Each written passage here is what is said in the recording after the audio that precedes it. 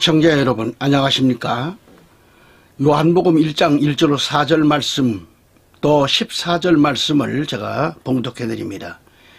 태초에 말씀이 계셨고 그 말씀이 하나님과 함께 계셨으니 그 말씀은 하나님이셨느니라. 그 말씀이 태초에 하나님과 함께 계셨느니라. 만물은 그에 의하여 지은 바 되었으며 이미 지음받은 것 가운데 그가 없이 지어진 것은 아무것도 없더라. 그분 안에 생명이 있었으니 그 생명은 사람들의 빛이라. 14절에 그 말씀이 육신이 되어 우리 가운데 거하심으로 우리가 그의 영광을 보니 아버지의 독생자의 영광으로 은혜와 진리가 충만하더라. 아멘. 기쁘다 구주 오셨네. 만백성 맞으라. 온 교회여 다 일어나 다 찬양하여라. 또한 우리 구주 나신 날 목자 영광 볼 때에 천사 찬송하는 말 예수 과연 나셨네. 또한 저들 밖에 한밤중에 양틈에 자던 목자들 천사들이 전하여 준 주 나신 소식 들었네 등등 2023년 12월 한 달 동안 각 교회에서 기뻐하고 또 찬양을 드리는 등 우리 구주 예수 그리스도 이름으로 복과 평화를 기원하면서 성탄의 큰 축제가 이루어지고 있음을 봅니다. 매년 12월마다 이렇게 12월이 되면 교회는 물론 또 각 백화점 슈퍼마켓 또 크고 작은 유흥업소 또 화려한 크리스마스 트리를 장식하고 오색 찬란한 조명들 또 거기에 걸맞게 캐롤송들이 울려 퍼지는 등 이 한 해도 벌써 저물어가는 것을 실감하게 만들죠. 성탄절이 가까워지면 백화점들이 선물을 사려는 사람들로 아주 분주합니다. 또한 유흥업소들과 동등한 업소들과 그 상점들은 풍성한 그 이벤트를 내걸고 호객하는 등 축제를 즐기려고 하는 그런 그 분위기로 연말이 분주함을 봅니다. 여러분, 우리가 맞는 이 올 성탄은 생일잔치가 아닙니다. 사람이 예수님을 축하한다는 것은 생각해 볼 필요가 있습니다. 사람들 각자가 갖는 생일 축제는 한 생명이 이 땅에 태어나서 매년 무사히 건강하게 성장하였음을 기뻐하면서 축하해주고 그렇습니다. 어린애들까지도 생일을 기념하는데 아주 중요하게 여기고 있죠. 남녀노소를 불문하고 성탄 때가 되면 어김없이 신앙과는 관계없이 온통 소란합니다. 하지만 생일이 그토록 중요할까요? 그렇지 않습니다. 또한 우리가 생각하는 것처럼 성탄을 축하하는 것은 아닙니다. 거듭 말해서 성탄을 축하하는 것은 아닙니다. 예수 그리스도의 탄생은 단순한 한 생명의 탄생이 아니라는 점이죠. 그것은 탄생이라기보다는 하나님이 인간의 몸을 입고 인카네이션 인간의 몸을 입고 이 세상에 들어오심을 감사하면서 영광을 돌리는 것이 더 정확한 표현이라고 보는 겁니다. 큰 기쁨의 좋은 소식 오직 예수 그리스도, 이것은 성육신하심을 말씀하고 있는 겁니다. 저 불고개를 보면 석가의 탄생일인 그런 4월 초파일을 휴일로 정하고 옛날 우리 교회들이 성탄을 축하했던 그때보다 더 요란스럽게 온통 시내 한복판을 축하 퍼레이드로 몇 날 며칠 하고 있잖아요. 그곳에서 전기를 끌어다가 제등을 밝히고 또 제등 행렬을 하는 등. 그러나 석가의 탄생은 우리와 똑같이 한 생명의 탄생에 불과한 것을 알아야 됩니다. 한 인간일 뿐이에요.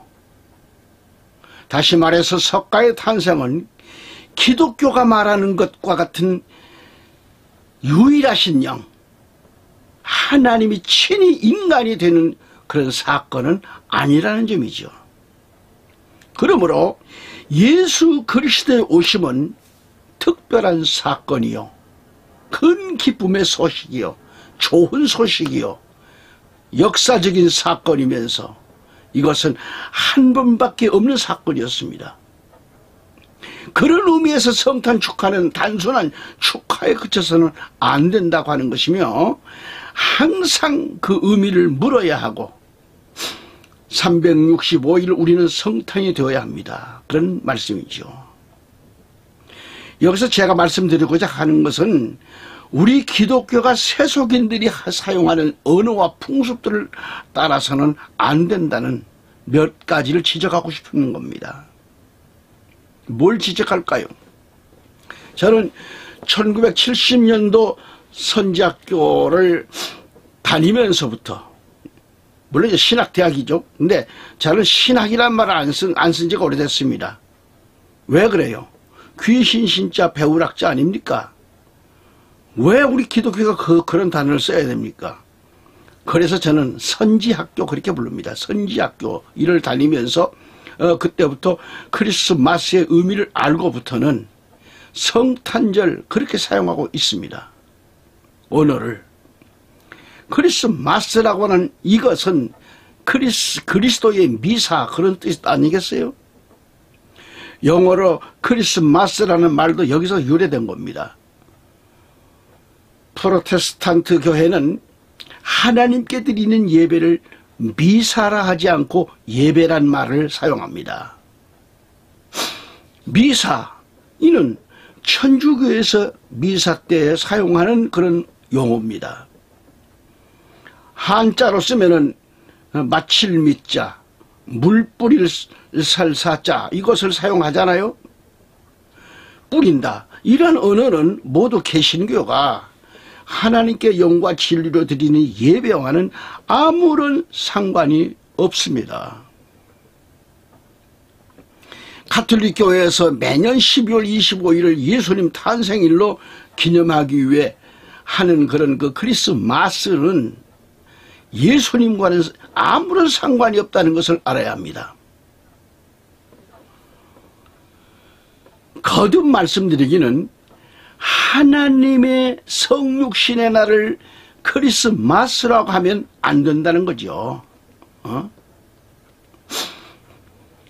프로테스탄트 교리에서는 이 말 자체를 사용하지 말아야 합니다. 잘 아시겠지만 성경을 찾아보아도 사도들이나 초대교회에서 크리스마스 행사에 대한 기록은 한 군데도 없습니다. 없어요. 가톨릭 교회에서는 매년 12월 24일 밤 12시에 크리스마스 전야, 바로 이부 미사를 접전합니다. 집전을 해요. 이때 예수님의 살과 피를 상징하는 부패한 물질적인 빵과 포도주를 준비해가지고 신부도 뭐예요? 귀신 진짜 아비부자 아닙니까? 귀신의 비가 축사한 후 그 빵과 포도주가 실제 예수님의 살과 피가 되고 속죄가 재현된다고 하는 소위 그들이 말하는 화채설이라고 하는 거예요. 화채설. 이 화처세례 이것은 예수님과 살과 피를 모독하는 행위일 뿐만 아니라 하나님께 드리는 예배가 아닌 거예요. 칼빈은 기독교 강요에서 지적하기를 가톨릭 교회의 미사는 성만찬을 더럽힐 뿐만 아니라 그것을 말세라는 모독적인 행위로, 또한 그러한 행위는 미신이요 우상이다라고 했습니다. 이것은 우리 기독교 강요 3권 324페이지에 나온 거기에 기록된 말씀입니다. 자, 성도 여러분, 하나님은 성경의 말씀대로 성육신 하셨습니다. 오늘날 이 지금 성탄절에 이루어지고 있는 일들이 너무 좀 잘못된 것들이 많습니다. 조금 후에 말씀드리겠습니다만, 여러분, 산타클로스, 이게 기독교와는 무슨 관계가 있습니까? 교회가 완전히 여기에 묻혀가지고, 교회 강단에서 산타클로스, 이 말이나 됩니까? 왜 교회가 여기에, 동요돼가지고 그렇게 합니까? 애들까지, 주일학생까지도 전부 다 보내놔요. 요한복음 1장 1절 5절 말씀에 태초에 말씀이 계셨고 그 말씀이 하나님과 함께 계셨으니 그 말씀은 하나님이셨느니라. 그 말씀이 태초에 하나님과 함께 계셨느니라. 만물은 그에 의하여 지은 바 되었으며 이미 지음받은 것 가운데 그가 없이 지어진 것은 아무것도 없더라. 그분 안에 생명이 있었으니 그 생명은 사람들의 빛이라.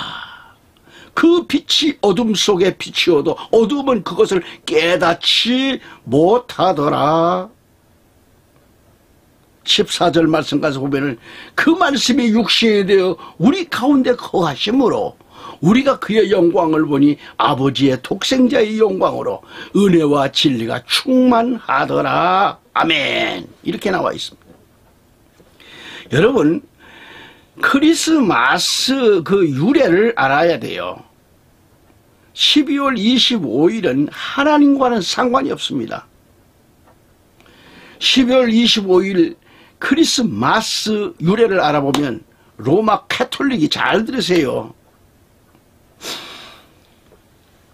이교도들이 태양신 숭배에 깊이 빠져 있음을 알고 그들을 끌어내기 위한 방법으로 콘스탄틴이 믿고 있는 기독교의 신이 이교도들이 믿는 태양신이라며 설득하고 12월 25일을 예수님의 탄생일로 정하게 된 것인데, 그날이 바로 교황 줄리우스, 이때가 AD 337년에서 352년 얘기입니다.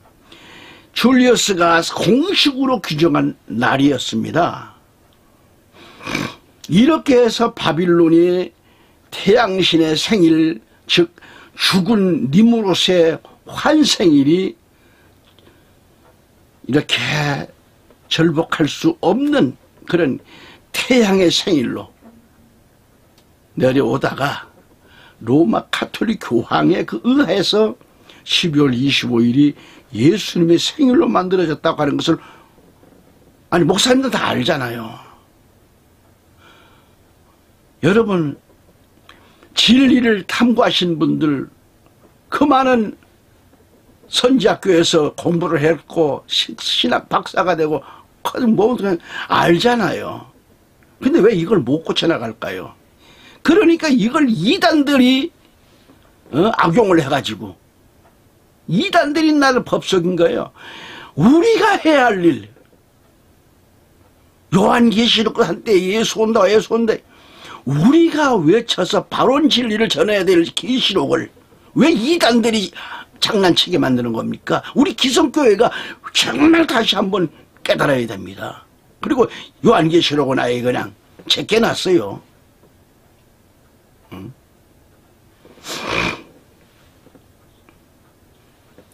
그러니까 로마 가톨릭 교황에 의해서 12월 25일이 예수님의 생일로 만들어졌다고 하는 것을 알아야 합니다. 그리고 예수님의 생일날이 정확하게 아는 사람은 전 세계적으로 아무도 없습니다. 그래서 크리스마스의 유래는 태양신의 생일과 예수님의 생일을 혼합시킨 거예요. 혼합시켜가지고 소위 12월 25일 성탄절인 크리스마스, 그리스도의 미사를 가지고 지켜오면서 그 누룩에 취한지를 모르는 그런 상태에서 로마 가톨릭 신부가 만들어 놓은 그런 찬송가, 고요한 밤, 거룩한 밤 가사를 부르고 있는 그런 실정 아니겠어요? 이렇게 바빌론의 신비 종교의 누룩이 이집트와 그리스, 로마를 거쳐서 로마 가톨릭 교회 안에 그렇게 무섭게 번지면서요, 오늘 우리 개신교 안에서까지 침투되어 온 이 사실을 우리 한국교회 성도들이 알아야 되고 우리 목사님들이 알아야 하지 않습니까? 여기 좀 연구를 해보시면 무궁무진합니다. 자료가. 왜 이러한 얘기를 못 가리킬까요? 조금 후에 자세히 말씀드리겠습니다. 이처럼 로마 가톨릭 교회는 이 교회의 풍습을 로마 가톨릭 교회의 전통으로 공식화했다는 얘기죠. 요한계시록 18장 4절에 또 내가 들으니 하늘에서 다른 음성이 나서 말하기를 나의 백성들아 그녀에게서 나오라. 그리하여 그녀의 죄들의 동참자가 되지 말고 그녀의 재앙들도 받지 말라고 하셨습니다. 성도 여러분, 온갖 이단들은 바로 이 12월 25일을 악용해가지고 우리 기독교가 지켜오는 이 성탄절을 비난하고 있잖아요. 거짓 진리는 누룩처럼 무섭게 우리 개신교회에 침투돼서 모든 진리를 부패케 하는 이런 못된 특성이 있습니다. 로마 가톨릭 교회는 성경만 유일의 권위로 믿는 것이 아니라 성경 외에 교회 전통을 성경과 동일한 권위로 인정하잖아요.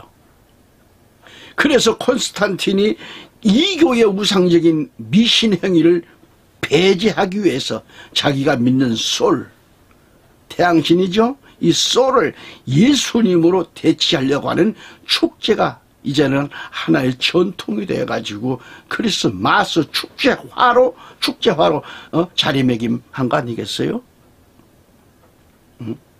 이 점을 생각해 볼 때 우리 개신교회들은 이 교회 풍습에서 만들어진 이 12월 25일 우리 예수님의 탄생과는 아무런 상관이 없는 것을 알아야 됩니다. 크리스마스도 우리 개신교회와는 아무런 상관이 없다는 말씀이에요. 성도 여러분, 성경대로 믿는 성도들은 진리를 따라서 속히 그 바빌론의 신화를 버리고 그곳에서 우리는 나와야 됩니다. 그리고 말씀을 연구해야 됩니다. 올바른 바른 성경, 바른 진리를 찾아야 됩니다. 또한 우리는 크리스마스 풍습과 크리스마스 트리에 대해서 알아야 합니다. 저처럼 산타클로스를 잘 아실 거죠? 산타클로스는 4세기경, 내가 말이 지금 언어가, 이 네덜란드의 그 대주교 신부로 본래 이름은 성 니콜라스인데 그 이름을 미국식으로 부른 것이 산타클로스입니다. 그가 결혼을 못한 가난한 새 여인에게 결혼 지참금을 마련하여 주었던 것이 전설이 돼가지고 신발 또는 양말에 선물을 넣어주는 풍습이 생겨났고요. 이교도 사랑의 신인 베스가 겨울 북극에서 썰매를 타고 어린이들에게 선물을 준다는 그런 전설과 혼합되어 오늘의 썰매를 타고 선물을 주는 그런 산타클로스로 지금 전래된 것입니다. 이것은 대영 백화사전 19권에 648페이지에서 649페이지에 나와 있는 얘기입니다. 이걸 좀 우리 개신교가 좀 알아야 돼요. 부모들은 자신의 어린아이가 거짓말을 할 때 벌을 주잖아요. 하지만 크리스마스 날이 다가오면 그들은 아이들에게 산타클로스에 얽힌 거짓말을 서슴없이 들려주기도 하고, 교회에서 산타클로스에 이걸 얘기를 하기도 하고, 산타클로스가 전해준 선물이라 가지고 교회가 이 일을 하고 있잖아요. 잘못했잖아요 지금. 응? 아이들 중에 많은 아이가 성장을 해가지고 진실을 알게 될 때 그들은 하나님을 믿는 일이 단지 신화에 지나지 않는다는 것을 의아해 하지 않겠는가. 한 어린아이가 산타클로스에 크게 실망하게 되었는데 이를 친구들에게 말합니다. 그래, 나는 이 예수 그리스도라는 사업을 관찰해 볼 거야. 기독교인이 아이들에게 허무맹랑한 그런 신화와 거짓말을 가르치는 교사란 말인가. 하나님께서는 성경에 이렇게 말씀하셨습니다. 계시록 21장 8절에 그러나 두려워하는 자들과 믿지 아니하는 자들과 가증스러운 자들과 살인자들과 음행하는 자들과 마술하는 자들과 우상숭배하는 자들과 모든 거짓말하는 자들은 불과 유황이 타는 못에 참여하리니 이것이 둘째 사망이라 말씀합니다. 계시록 22장 14, 15절 말씀 가서 보면 그의 계명들을 행하는 자들은 복이 있나니 이는 그들이 생명나무에 대한 권리를 가지며 또 그 문들을 통하여 도성 안으로 들어가게 하려 함이니라. 그러나 개들과 마술사들과 음행자들과 살인자들과 우상숭배자들과 누구든지 거짓말을 즐겨 행하는 자는 모두 다 성 밖에 있으리라 이렇게 말씀했습니다. 또한 우리 크리스마스의 유래가 어떻게 돼요? 유래. 스칸디나비아의 그 귀신 신자를 쓰죠. 거기에 오딘이 크리스마스 계절에 성스러운 나무에 접근하면 선물을 준다고 믿어져 왔는데 이러한 풍습들이 로마의 농신제에 들어와서 크리스마스 트리가 됐다라는 사실입니다. 13세기 프랑스에서 방랑하는 기사가 첩첩산중을 헤매면서 큰 소나무를 발견했고 그 소나무 옆에 불타는 양초들 위에 나무 위로 후광을 쓴 아이가 나타났다는 그런 이야기가 교황에게 전해졌고, 교황은 그 나무는 인류를 대표하여 그 아이는 예수님이고 그 옆에 누워있는 영혼들은 악한 사람들이며 서 있는 양초들은 선한 사람들이라고 해석을 했잖아요. 그것들이 오늘에 이르기까지 크리스마스 나무 옆에 세우는 양초, 촛불들의 근원이었고요. 부활절이나 성탄절 새벽에 드리는 촛불 예배인 것입니다. 바이블 뉴스 1991년 12월호 23회 페이지에 나와 있는 말씀입니다. 기록된 얘기예요. 또한 이집트의 오시리스는 태양신이 죽었다가 살아난 것이 상록수라고 믿고 상록수, 전나무, 소나무 등을 숭배했어요. 이러한 이교 풍습이 어쩌다가 교회 안에까지 침투돼서 크리스마스 트리 장식에 푸른 소나무들을 사용하게 됐다 이거예요. 성경은 이렇게 말씀하고 있습니다. 에레미야 10장 2절로 5절까지 말씀을 제가 봉독합니다. 주가 이같이 말하노라. 이방의 길을 배우지 말고 하늘의 표적들에 당황하지 말라. 이는 이방이 그런 것들에 당황함이라. 그 백성들의 관습은 헛된 것이니 이는 사람이 숲에서 도끼로 나무를 자르고 기술자가 손으로 만든 작품이라. 그들이 그것을 은과 금으로 꾸미고 못과 망치로 고정시켜 움직이지 않게 하는도다. 그것들은 종려나무처럼 곧게 서 있으나 말을 못하고 걸을 수도 없으니 꼭 붙들어 줘야 하느니라.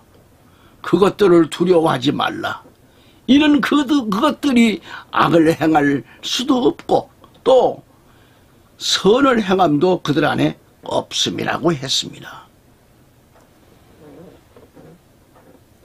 애청자 여러분, 크리스마스 때가 되면 크리스천이든 아니든 각 백화점과 거리는 선물 꾸러미를 들고 기뻐하고 선물 교환을 하는가 하면 교회 안에서까지 그 분위기에 매료된 듯합니다. 사실 크리스마스 때마다 행사가 된 선물 교환은요, 성경에는 없어요. 없어. 동방박사들이 예수님께 드린 예물은 희생제물의 뜻이 있습니다. 선물을 교환하는 것이 아니라 거저 주는 것입니다. 거저 주는 거예요. 성탄절 때의 선물 교환 때문에 시험받는 성도들이 여러분 없는 줄 알죠? 많아요. 여러분 친구들과 어울려 가지고 선물을 주고받는 것은 크리스마스와 농신제의 성격이 흡사하다는 걸 알아야 돼요. 이것은 기독교인들이 이교도에게서 받아들인 그런 이름에 틀림없다고 하는 이 사실을 알아야 합니다. 크리스마스 때에 카드 주고받는 것도 크리스마스 캐롤송으로 요란하고 잘못됐지요. 그리스도와는 전혀, 교회와는 전혀 관계가 없는 것을 교회가 그대로 행하고 있잖아요. 세상 것을. 여러분 고요한 밤 거룩한 밤 이 가사를 보면 아기 잘도 잔다라는 이것은요, 이시스 여신 그 품에 안겨있는 호로스 오시리스의 탄생을 말합니다. 이 호로스의 이교 풍습이 마리아와 아기 예수 둔갑해가지고 어머니와 아이의 유전을 재현시키고자 있는 그런 항상 아기 예수님으로만 인식시키는 그런 찬송 가사입니다. 그 가사를 로마 캐톨릭 이 귀신의 비가 만든 것 아니겠어요? 신부가. 이 사실을 안다고 하면 우리 기독교인은 부르지 말아야지요. 예수님은 아기가 아니십니다. 예수 그리스도는 하늘 우편 보좌의 만왕의 왕으로 좌정해 계시며 이 땅에 다시 오실 만왕의 왕 예수 그리스도이십니다. 거듭 말해서 거듭 우리가 알아야 할 것은 크리스마스 하면 산타클로스 할아버지를 연상케 하고 크리스마스 트리, 크리스마스 캐롤 등이 오랜 추억에 남아 있습니다. 하지만 진상을 알고 보면요, 그것은 모두 로마 가톨릭 교회가 바빌론 신앙 태양신의 생일을 예수 그리스도에 대치시켜 가지고 자기들의 미사 예배에 적용하도록 만들어낸 산물이었습니다. 여러분 이 설교를 처음 들어보시는 분들은 의아하시고 뭐 이런 게 다 있는가 하고서 하실 분도 계실 겁니다만 끝까지 들어보세요. 근거 없는 얘기가 아니고 개신교의 목사가 저 이단들이 장난치는 것을 치지 못하게 우리가 바로 알아야겠다는 것을 오랜 고심을 하면서 이 말씀을 전하고 있는 겁니다. 이 말씀 전하다가 야 정기란 너 이단 아니냐 그러면 이게 할 말이 없지요. 그러나 반드시 해야 하기 때문에 말씀드리는 겁니다.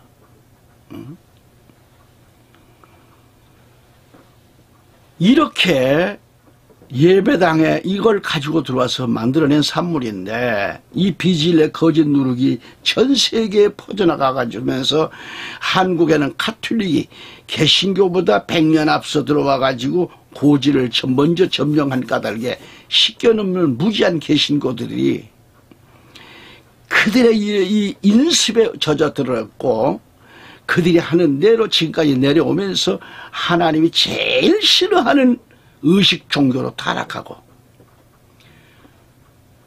비교적인 그런 라우디게아 교회의 모습으로 타락해가는 그런 모습을 한탄하지 않을 수 없다는 말씀입니다. 우리 한국교회가 쓰지 말아야 할 용어들이 참 많습니다. 그 얘기도 저는 하나하나 다 해야 될 겁니다.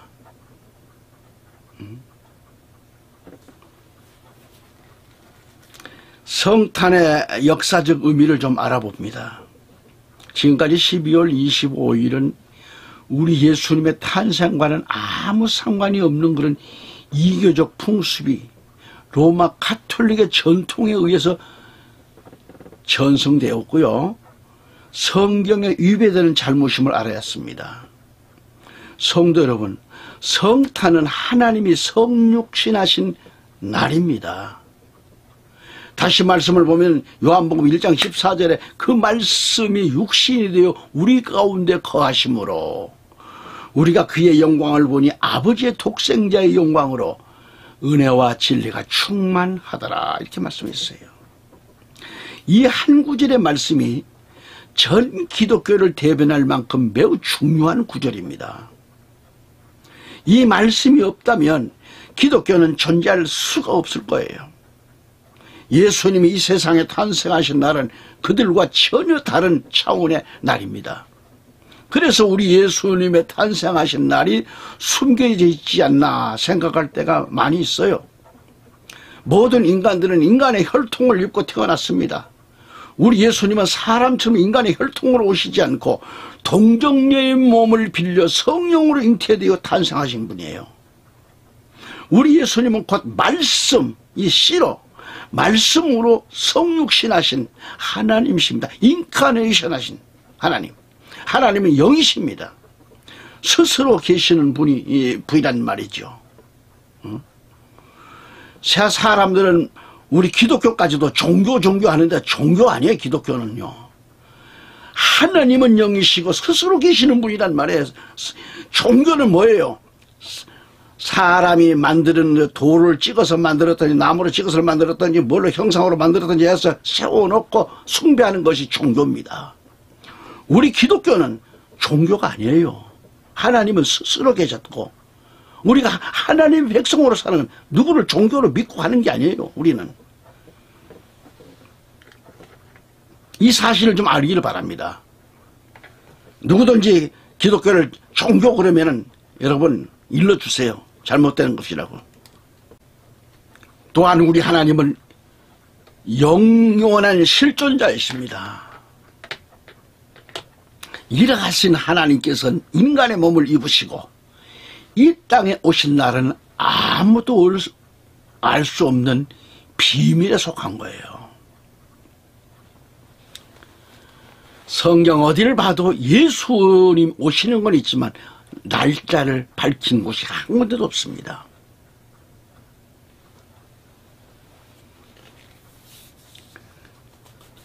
그러므로 예수님의 탄생은 그 날짜에 있지 않고 그 사건에 더욱 중요하다는 말씀이죠.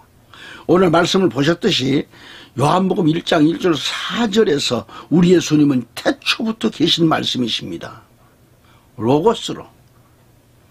이 말씀이 하나님과 함께 계셨고 이 말씀에 의해 만물이 창조되었다는 것. 그로 인해서 창조되지 않는 것이 하나도 없습니다. 또한 그 안에 생명이 있었다고 했습니다. 그 생명은 사람들의 빛이라고 하셨습니다. 말씀, 빛, 생명은 곧 예수 그리스도의 대명사입니다. 예수님은 말씀이시요 빛이시요 생명이십니다. 말씀과 빛과 생명이 이 땅에 오신 날이 곧 성탄절이에요. 고대인들은 빛을 매우 두려워했죠. 그래서 태양을 정복할 수 없는 신으로 섬겼던 겁니다. 그렇지만 우리 예수님은 정복할 수 없는 그 태양을 창조하신 빛의 근원이십니다. 그 예수님이 말구에 탄생하신 거예요. 그 예수님이 예언의 성취로 오신 거예요. 그 예수님이 인류의 대속물로 오신 겁니다. 그 예수님이 잃은 자를 찾아 구원하러 오셨습니다. 그 예수님이 멜키세덱의 계율을 따라 오신 거예요. 반차를 따라. 할렐루야. 끝으로 히브리서 7장 3절에 아버지도 없고 어머니도 없으며 계보도 없고 시작한 날과 생의 끝날도 없으니 하나님의 아들과 같이 되어 항상 제사장으로 있느니라고 하셨습니다. 멜키세덱은 샬렘 왕이며 지극히 높으신 하나님의 제사장으로 아브라함에게 복을 빌어준 자입니다. 그의 이름을 해석하면 첫째로 의의 왕이요 샬렘 왕입니다. 곧 평화의 왕이십니다. 그는 아버지도 없고 어머니도 없으며 하나님의 아들과 같이 되어 항상 제사장으로 계신다고 했습니다. 이러한 사람을 해석하기 정말 어렵습니다. 구약의 대제사장은 아론의 이런 계통이어야 하겠죠. 예수님은 하나님의 독생자로 육신으로는 유다의 계통으로 오셨기 때문입니다. 마태복음 1장 1절에. 대제사장이 되시기 위해서는 다른 세상 계통이 필요했던 것이죠. 그래서 특별히 멜키세덱의 계열을 취하여 즉 반차를 따라서 대제사장의 직위를 가지게 된 거죠. 그렇게 해서 우리 예수님은 하나님께 멜키세덱의 계율을 따르는 대제사장이라고 칭함을 받게 되었던 겁니다. 히브리서 5장 1절에 사람들 중에서 택함을 받은 대제사장마다 사람들을 위하여 임명을 받아 하나님께 속한 일들을 하게 되나니 이는 그가 예물과 속죄를 위한 희생제물을 드리게 하려는 것이라. 이렇게 말씀이 나왔습니다. 아멘. 이 시간까지 말씀을 애청해 주신 여러분 진심으로 감사합니다. 이 말씀을 또 계속해서 이어서 다음 시간도 갖겠습니다. 감사합니다.